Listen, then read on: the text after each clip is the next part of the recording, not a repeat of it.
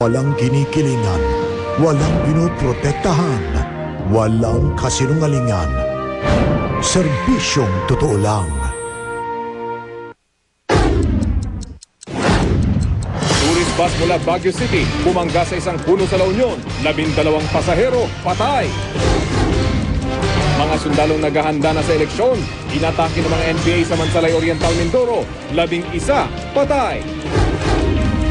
At mahigit 500 estudyante nakisabay sa pagsayaw ng bilog na hugis-itlog sa mga sex bomb sa Voters Education Campaign ng GMA News and Public Affairs.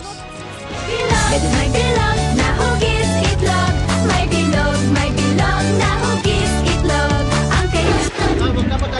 Sundalong nakamotorsiklo, biktima ng hit and run. Mga elepante sa South Africa, may bagong trabaho. At dating EB Bablian Pass, isinilang ng baby nila ng aktor na si Paulo Cortis.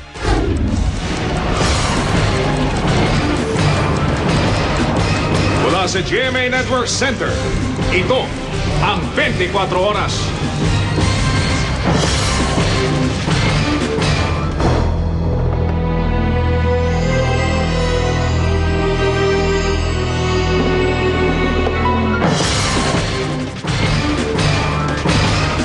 Magandang gabi po. Malagim na aksidente sa La Union. Isang tourist bus galing Baguio City ang bumangga sa puno sa bayan ng Pugo matapos umunong mawala ng preno. 12 sa mga pasaherong patay sa aksidente, 14 naman ang sugatan. Nakatutok si Cedric Castillo. Wasak na wasak ang inarkilang bus na ito matapos sumalpok sa isang puno sa barangay Palina sa Pugo, La Union, pasado alas 5 ng hapon kahapon. Nagkalat ang mga bubog at bagahe ng mga pasahero. 8 sakay ang dead on the spot.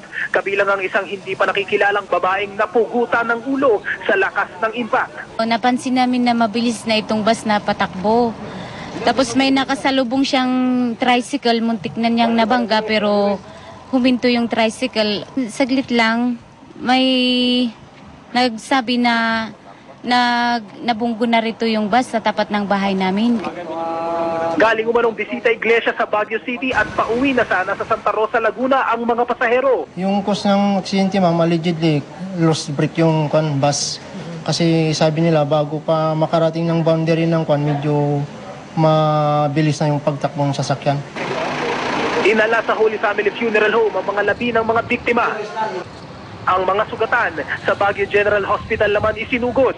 Pagdating sa ospital, 4 pang biktima ang binawian ng buhay, kabilang na ang isang lalaking 12 anyos. 14 na pasahero naman ang nakakonfine dahil sa malulubhang tama sa katawan. Kabilang dito si Proso Don Diego na nasa state of shock pa. Patay sa aksidente ang asawa niyang si Jenalyn. Ang ginawa niya, hinilan yung asawa niya. Ngayon, sabi ng asawa sa kanya, ikaw na lang. Tinulak siya. Kaya yung pagtakbo ng pagdive ng bus, yung asawa na iwan yung nadali niya. Kasi siya, tumilapon sa ilalim ng gulong. Tapos kita niya yung asawa niya, patay na talaga. Ang babaeng ito, hindi pa rin matanggap ang kalunos-lunos na sinapit ng kanyang mga kasama. Lola po nila balo. Kitang-kita pa sa ilang biktima ang pinsala mula sa aksidente. Tinanong ko na lang talaga, duguan na talaga ako wala nang no choice na. Pinilit kong bumaksak na lang kasi parang nabitin, tapos naipit ko ang kamay ko na ganyan. Tinula ko na lang yung sarili pababa. Pasado alas 3 ng hapon, isa-isa nang na-discharge ang ilan sa mga biktima. Isang pampasaherong bus na ang maghahatid sa kanila pabalik sa Santa Rosa. Sinagot ng munisipyo ang pamasahe. Mula rito sa Baguio City, Cedric Castillo, nakatutok, 24 Oras.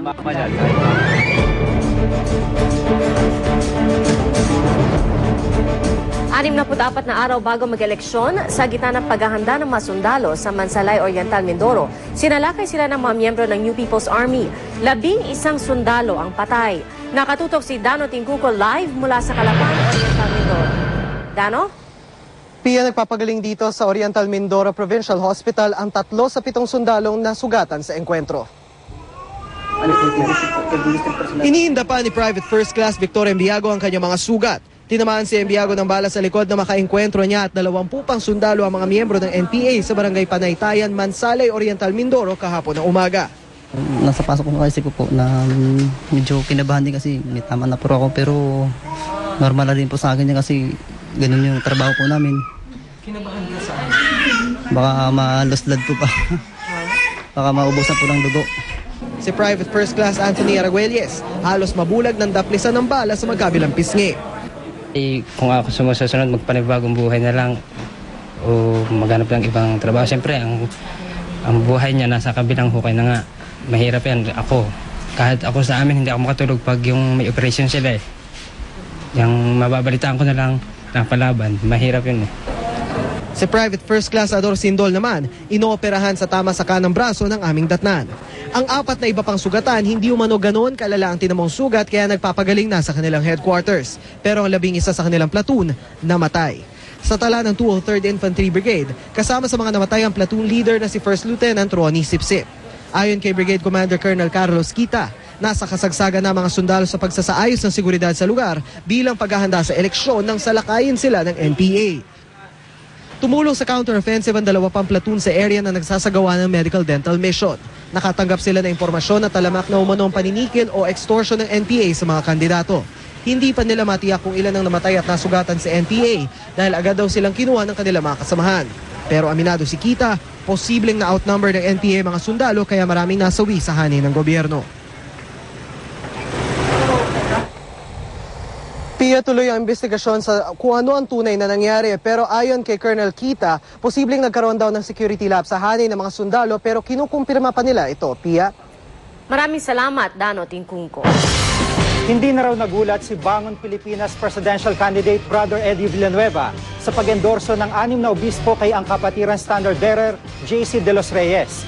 Ayon kay Villanueva, kinakatawan naman kasi ng ang kapatiran ang mga aral at layunin ng simbahang katoliko. Tinapos na ngayon ni Villanueva ang kanyang pagbisita sa Puerto Princesa, Palawan. Sina Senador Richard Gordon at Bayani Fernando naman, dumalo kahapon sa forum ng isang universidad sa Valencia, Bukidnon. Walang schedule ng kampanyang inanunsyo ngayong araw.